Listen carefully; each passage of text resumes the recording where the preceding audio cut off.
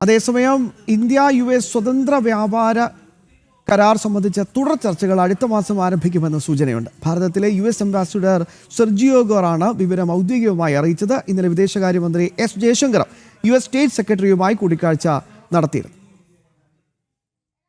അധിക താരിഫ് ചുമത്തിയതിനെ തുടർന്നാണ് ഭാരത-അമേരിക്ക സ്വതന്ത്ര വ്യാപാര ധാരണ ചർച്ചകൾ നിശ്ചലമായത്. ചർച്ചകൾ തുടരുമെന്ന സൂചന പലതവണ അമേരിക്ക നൽകിയെങ്കിലും ഭാരതം അംഗീകരിച്ചില്ല. മാത്രമല്ല, ഭാരതത്തിനെതിരെ വീണ്ടും താരിഫ് ഉയർത്തുമെന്ന മുന്നറിയിപ്പുകളും ട്രംപ് നൽകിയിരുന്നു. ഈ സാഹചര്യത്തിലാണ് വിദേശകാര്യമന്ത്രി S ജയശങ്കറും US സ്റ്റേറ്റ് സെക്രട്ടറി മാർക്കോ റൂബിയോയും ടെലിഫോണിൽ സംസാരിച്ചത്. സംഭാഷണത്തെ ഉദ്ധരിച്ചാണ് ഭാരതത്തിലെ US അംബാസിഡർ അടുത്ത മാസം വ്യാപാര ചർച്ചകൾ പുനരാരംഭിക്കുമെന്ന് അറിയിച്ചത്.